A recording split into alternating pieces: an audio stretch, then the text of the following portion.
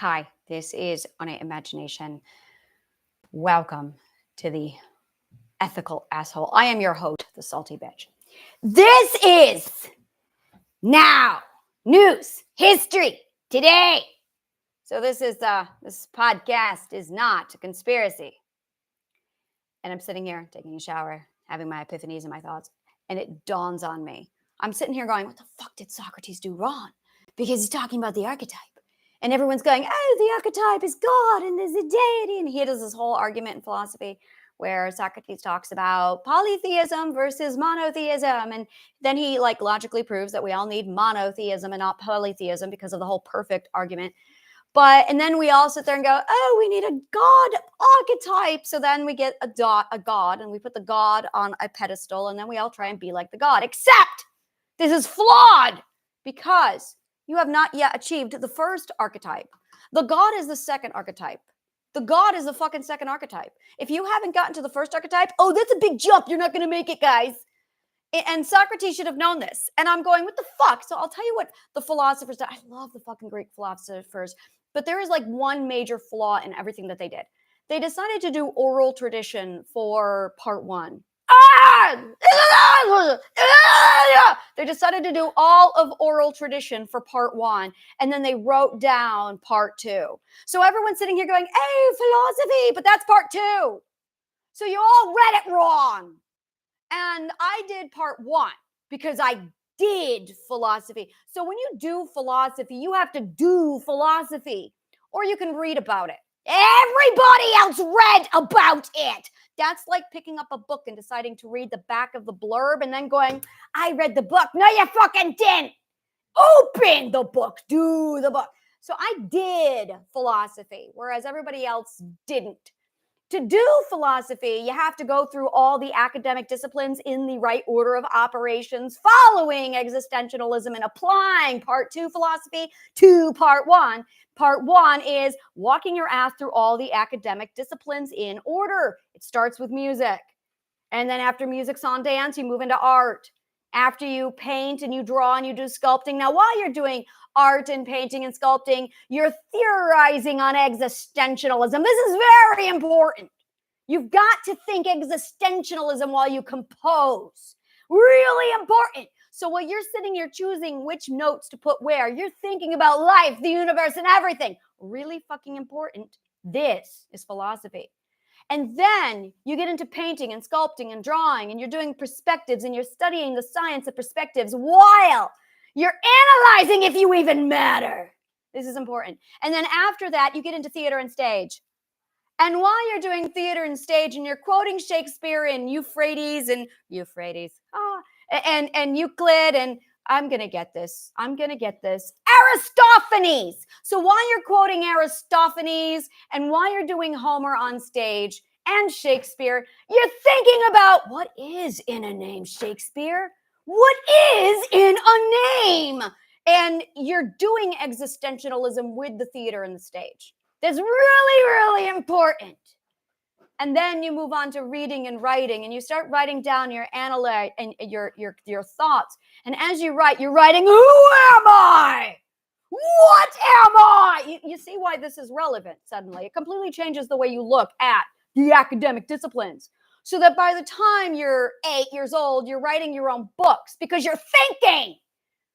That's the whole point of all of this. You're supposed to be thinking. And then you get to philology.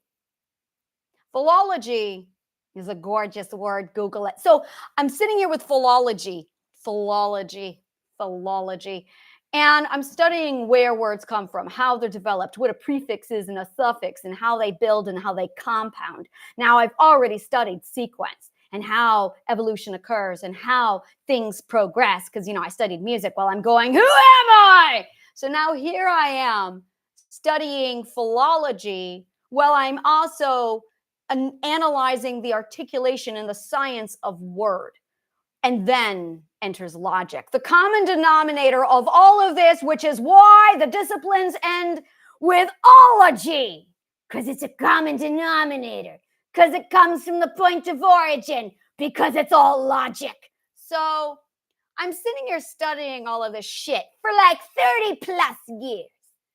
And I had my archetype. I got to Socrates, which was like lesson 101. Who is your archetype? Now, I didn't go for a God because, Douglas Adams happened and proved that God doesn't exist. Thank you, Douglas. So I'm sitting here going, okay, well, then who is this God person anyway? And I decided that there was no God, that the only thing mattered was me, because existentialism proves that we aren't matter, because we don't matter, because we're not matter.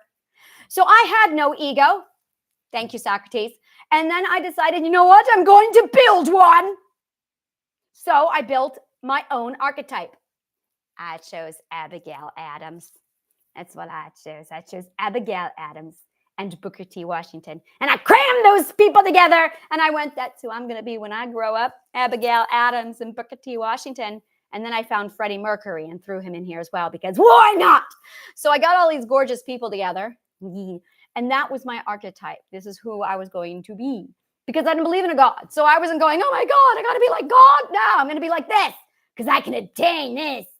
So not to mention, Socrates also blows the whole you can't be perfect out of the water. So I'm sitting here looking at the whole perfect argument going, well, if I can't be perfect, why am I trying to be perfect? How about if we go for something attainable? Well, I figure out who I am.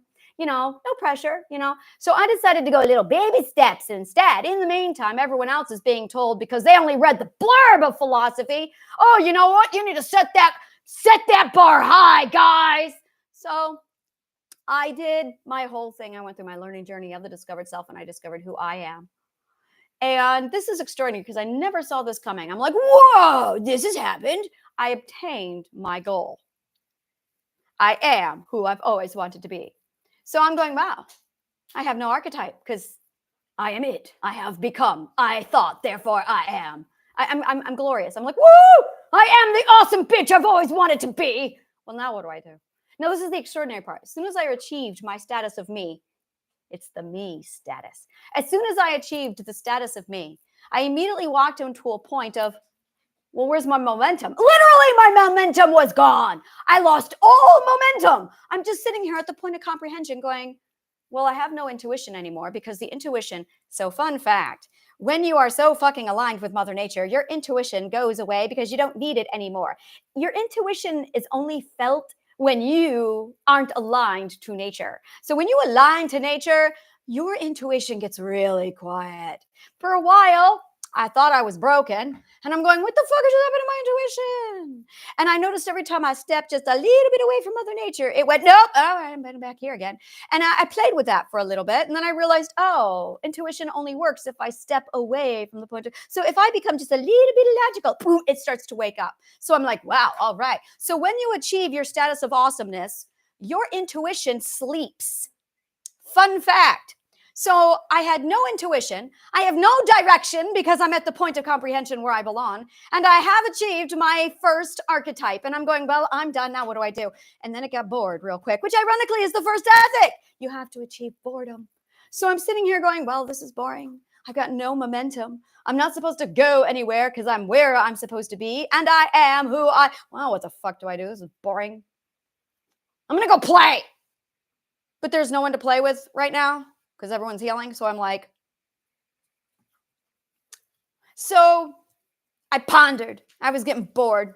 I wrote, I did podcasts. I wrote, I socialized. I argued. I was getting very, very uncomfortable and antsy because everything's just now in awkward silence, because I'm like, well, now what do I do? And every time I thought, well, maybe if I go do this, my intuition woke up and went, what are you doing? You get your fucking ass back. That's not, okay, fine.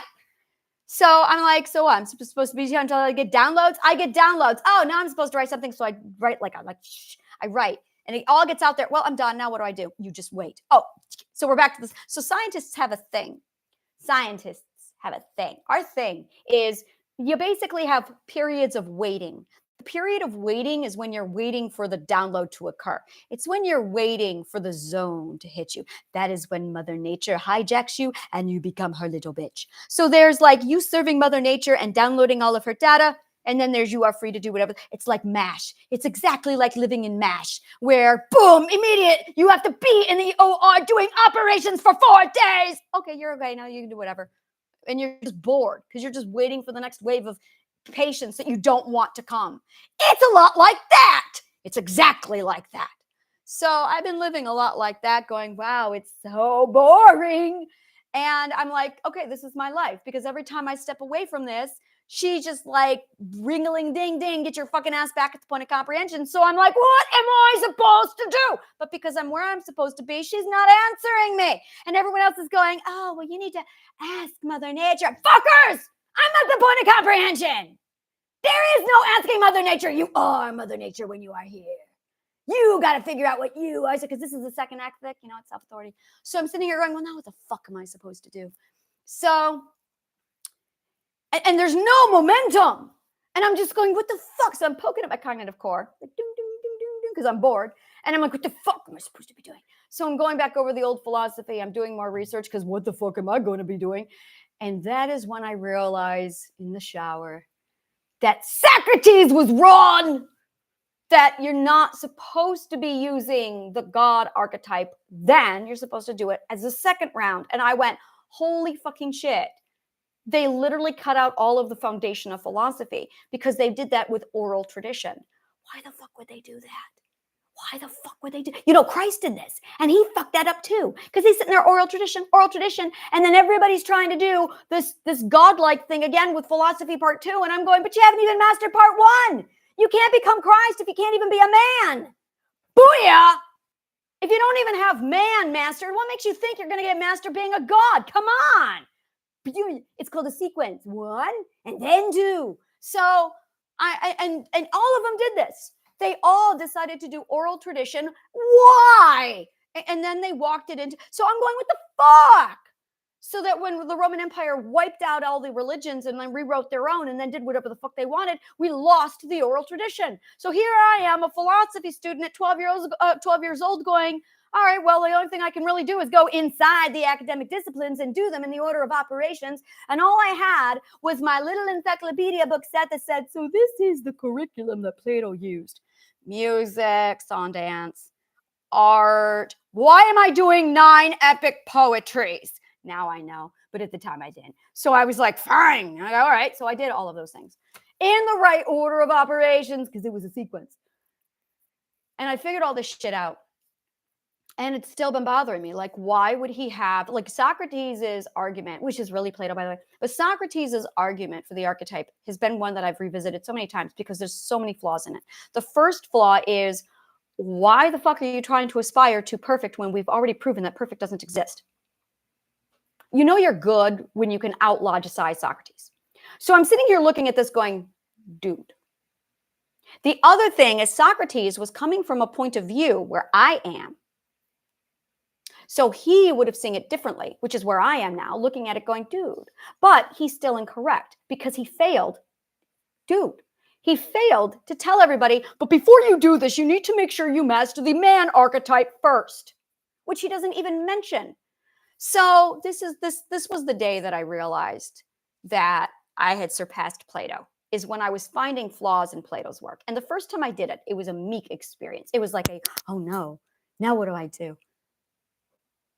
And I remember like analyzing his work, like, what do I do? I found a flaw. Maybe it's me. So I kept going and I kept going over my logic, but then I found another one and then another one. And I'm like, and that's when I realized that the student had become the master, and it was a whole thing. And I just like whole pomp circumstance. It was wonderful. And then there's this whole, no one ever talks to you about this. There's this, oh, I'll tell you, this is confidence. This is confidence. It's when you realize that you have to claim it. It's a process where you have to own it. And it's like, okay. So in my lab, I'm sitting here having this kind of a conversation. I can prove Plato is incorrect on 3 different points, which means I'm seeing logical fallacy that he missed, which means I've officially surpassed Plato. Okay. If he wrote all of this as Plato, that means I'm qualified to start writing all of my stuff. That was the day I went, I am officially a teacher. So I tried it for one day, decided I hated it, and said, that's garbage. I don't want to teach. I want to be a student again. So that was the day I realized I was finally a philosopher, is when I surpassed Plato. So that was going on in my home, in my brain, in my lab. Meanwhile, I got troglodytes going, oh yeah! And I'm like, dude, I can use 4 words to break your logic. Careful. And I did that a couple of times. Like, here's me. And I'm like this massive logical pinnacle of truth. And then I got these stupid little troglodytes going, and I go, boom. And I love doing that. Well, I did it first. I did it one time and I went, ooh, that's not fair to them. So then I got the other asshole coming up to me going, yeah. So I did it again. I went boom, and I went, oh, so I have no control over that. Maybe I need to work on that. So then I started to work on my logical control of how hard and how fast I bring it down, and I squash the troglodytes. And then I just realized this is not a fair game at all because, well, the Buddha says so much about that. It goes like this. A donkey comes along and screams, the grass is blue, the grass is blue. You know the story. Google it. So I'm going, yeah, I just can't argue with people like that anymore because it's just not ethical when you can squash them. So I decided to stop squashing the ants because that's just not fair. And it was really rubbing my ethics the wrong way. And now I'm looking back at Socrates and I realized the flaw that he and all the other philosophers had was part 1 is all oral tradition. And I don't know why they chose to do this. So when I reverse engineered part 1 of philosophy, which is triadic healing in all of my work, it's literally how to take yourself from being a troglodyte to a man. That's what it is. It's literally from troglodyte, this is probably going to be the name of my book, to man. Then you'll be ready for philosophy, which is from man to God. And there it is. So when Socrates steps in, you're supposed to have completed from troglodyte to man. But no one did that because that is supposed to be oral tradition, which you are supposed to be doing from 0 up to 12 years old, which is why Socrates and Plato had it on their school. Hey, you're not allowed to come here till you're 12 years old. Now you've got all these people who never did part 1 of philosophy showing up at the school trying to read and translate Socrates going, all right, here's the archetype. Oh God, no, please don't. You haven't even figured out how to stop being a troglodyte. And then you get dipshits. These are not my favorite people who decide, I don't want to do existentialism. Let's go on to metaphysics. You need existentialism because you need to know how much you don't matter because you are not matter. Like that's the whole purpose of existentialism is to break your ego in preparation for metaphysics, which is really just psychological physics. So I figured all this out. I put it up in my, like I'm doing storyboards now. I'm on Instagram. And I'm trying to so I had this massive epiphany a couple days ago of, oh my God, I have no momentum because I need to create my other archetypes. And I have to create my new archetype. And I decided I'm going to be Danu. That's my archetype. Danu. That's my archetype. Danu. And it's weird because I remember being here when I was 12 years old going, all right, so I'm supposed to pick out an archetype. And I remember doing the whole Abrahamic God thing, like Jesus going, that seems kind of unachievable because we just proved that perfection doesn't exist. So why would I have an archetype that I can't achieve? That seems stupid. And then I gave Socrates a look of, really? You call that logic? So now I'm going, all right, now I got to choose my second archetype. So I've decided it's going to be Danu. That's right. It's going to be Danu. So now I get to go, what would Danu do? Yes, that's where I'm at. What would Danu do? That's right. That's right. What would Danu do? Odin. Odin is going to be my other one too. Oh, yes. I'm going to enjoy this. Loki. Loki's going on here. Loki's going on here. What would Loki do? Yes, this is going to be me. Loki. What would Loki? Oh, no, I think he just trumped Danu. Oh, yeah, totally. Oh, yeah, Bacchus. He's going on here too. Do I want Bacchus or Dionysus? Ooh, that's hard. That's hard. Oh, and Lu. Lu's got to go on here too. So I got Lu. I got Danu. I got Loki. I got Odin. I got to think about this, guys.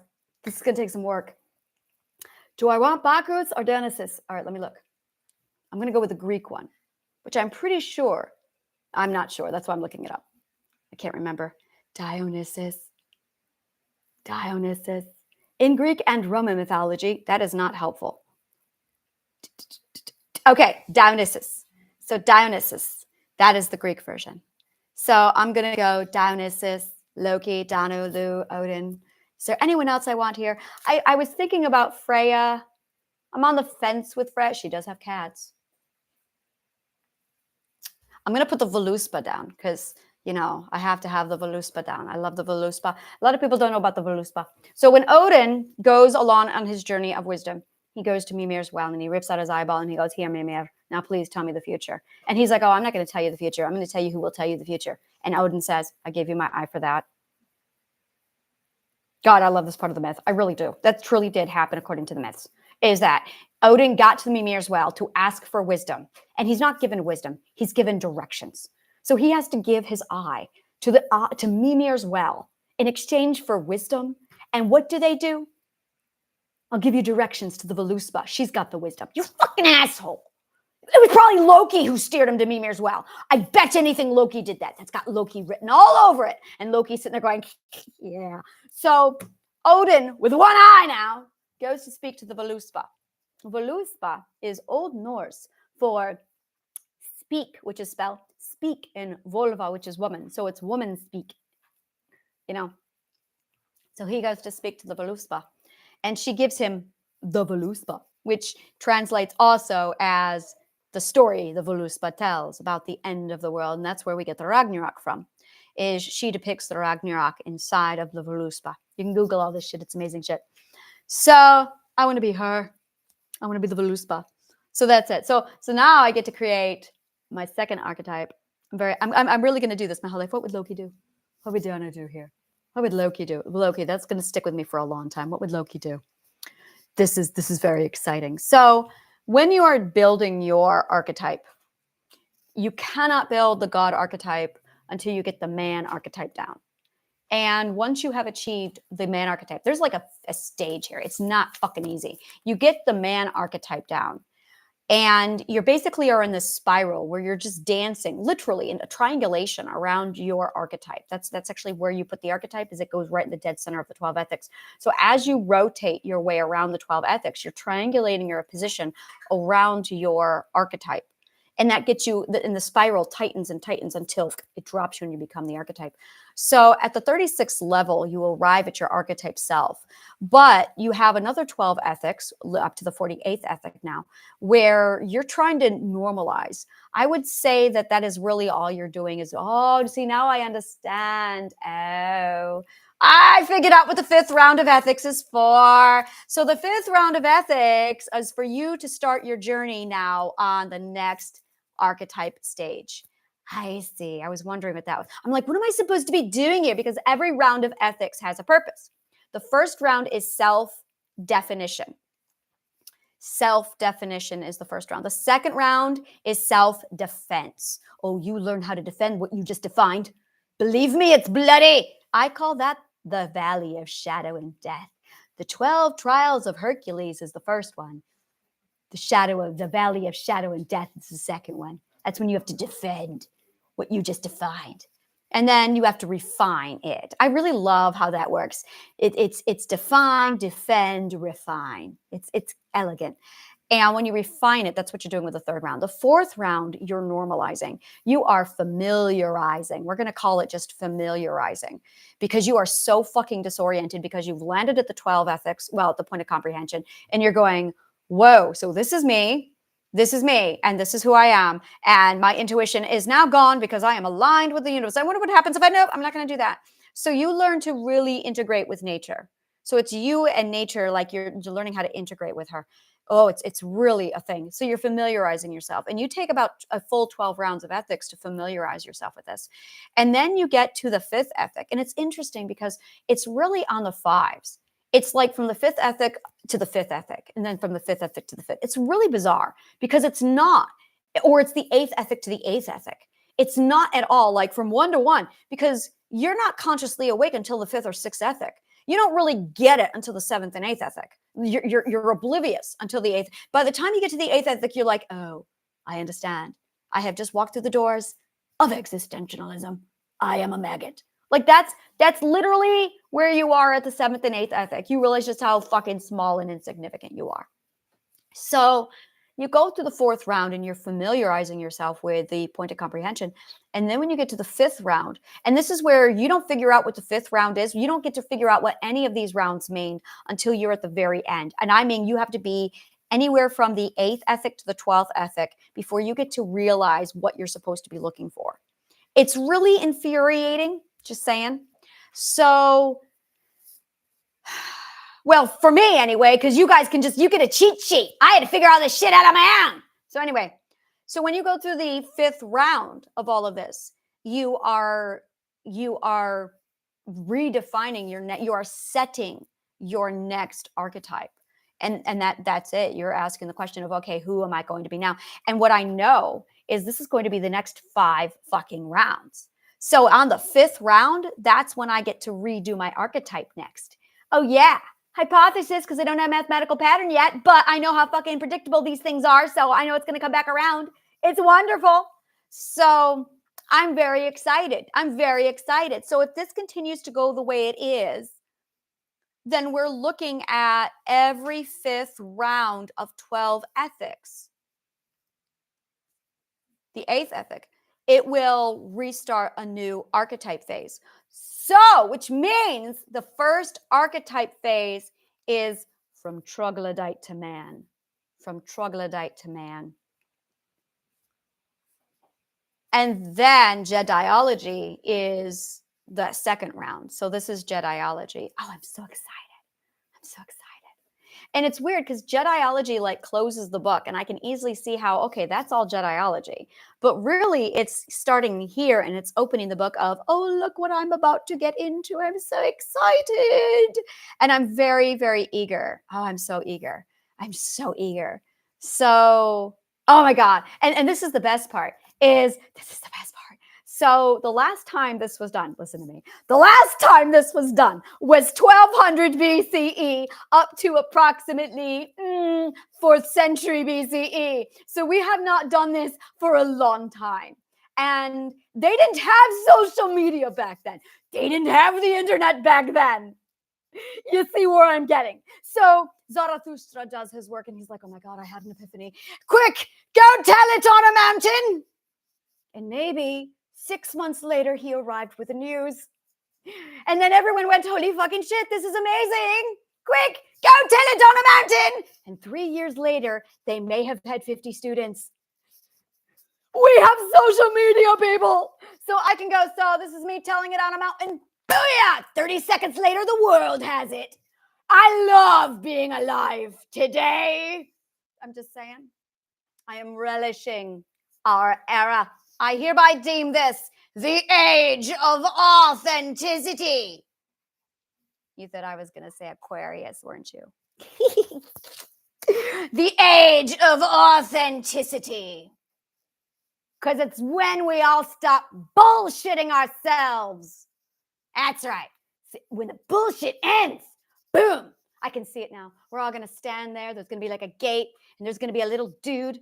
I see him wearing a onesie on a particular Instagram account that I love to watch. He's amazing. And he's sitting there going, all right, so you've arrived at the age of authenticity. What is your BS factor at? Well, let me go ahead and take your temperature. Oh, I'm sorry. Your BS factor is way too high. You cannot proceed. Yeah, I understand. But according to this, it looks like your BS factor is a little too high to be in the age of authenticity. Back at the line, you're going to have to go through the 12 ethics again. I'm so sorry. Next. And that's how it's done. So, the age of authenticity. I can't wait because it's when all the bullshit ends and the history books are going to be really thin because all the lies have been taken out. And it's going to be here. Just read these nuggets. You'll get them done in about 3,600 hours. And then you can call yourself graduated from high school. Congratulations, you're 5 years old. Wow, my Timmy graduated when he was 3. Like, that's going to be the conversation in a few years. I'm looking forward to that. Very, very. Yes. I am so fucking excited for this. So I recently had a perspective expansion because I stopped shifting because, I'm here now. I'm here. So now it's expansions. So I'll get to the perspective, the point of comprehension and it's like, right. I got friends now, 2 people. I got friends. This is a big deal. If you're new to my show, I haven't had friends ever. And I've been like, I want friends. And I had one asshole who was like, well, if you want friends, you shouldn't be a bitch. I don't find friends on YouTube. Dipshit.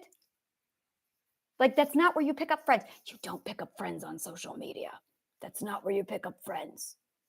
One day we will learn this. You don't pick up friends on social media. Because when you do that, it's like this. You have a net and I say, go fish. So you fish. Well, you're going to pick up a whole lot of garbage with your fish. Okay, I don't do that. I have a fly tying rod with very, very rare kind of bait that I use for a very particular type of fish. I then fish for this one rare unicorn fish in a very strategic location. This is a real kind of science, by the way. It's fishing. And you can either fish with a can of worms in the wrong hole, or you can go out with a net and catch a whole lot of stuff you don't want to get, or you research the location of where you want to go with the bait to lure them in properly. And the higher quality bait, the higher quality the fish. So I got friends now, and it's wonderful because I learned what friendship is and what it's not. And when I learned what friendship was and what it wasn't, I suddenly had this beautiful metric in which I could stand by and go, oh, look at all the assholes I've had in my life that were never my friends. Now I've got a metric. This is handy. So I built a course to teach people this is what friendship looks like. And it's interesting because what we really lost in the bullshit era, I'm going to call that the bullshit era. It's the era of BS. That is what I am officially referring to this, people. It is the era of BS, the BS era. I'm going to find something that sounds awesome, the troglodyte era. Maybe it'll be the troglodyte era. Maybe it'll be, remember the time we all forgot why we needed to learn education? Maybe it could be called that. Remember the time when we all forgot and lost education and the why we needed to learn shit. That might be it too. I mean, there's a lot of potential in this names. So the first era of our BS was, and it's interesting because there's like two eras. The first era is like beginning of time, 10,000 BC, right up until, I like to call it the Neo-Mesopotamian bullshit, because that's when people started to alter, like some genius. I'm going to call him Darius. I know I'm a little off. I'm about 500 years off, maybe 700 years off, but let's just, Darius was really renowned for this bullshit. Who else was it? Oh, what is his name? Nabul. I have to go back on his name. It's like an ancient name. Give me a minute. I have to look up ancient Mesopotamian names here because I'm going to get you the guy's name. Because this dude, I know he did it. He wrote a whole prophecy that was not a prophecy. He bullshitted and fabricated that whole fucking bullshit that was. What is his name? Oh, Nabu Kudiri Usur. There's his name, Nabu Kudiri. So this asshole decided, I got a right idea. Let's rewrite the history books in the present tense today for then. And he did. And it caught on and everyone started to do it.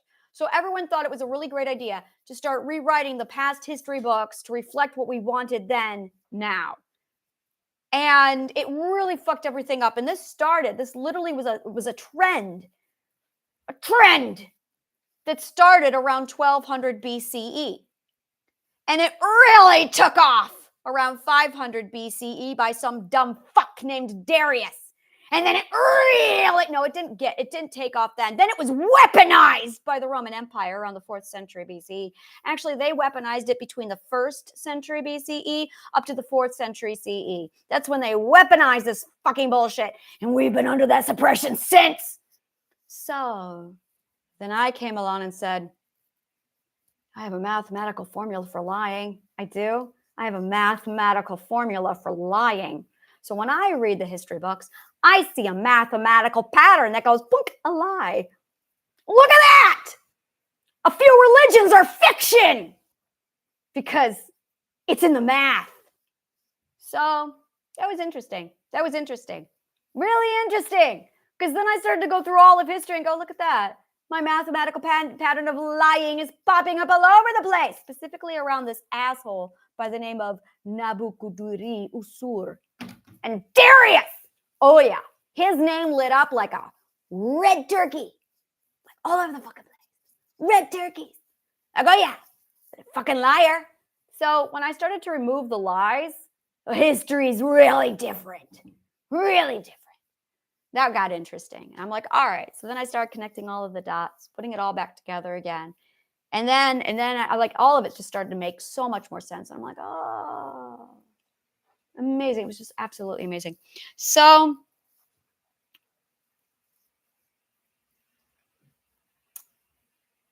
these are the thoughts in my head. These are the thoughts in my head. I wonder what Loki would do right now. I'm sitting here going, I don't know how to wrap it up. I still don't know how to wrap shit up. I still don't know how to close things.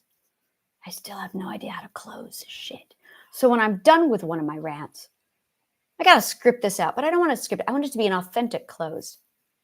Oh my God, I could totally do the Irish goodbye.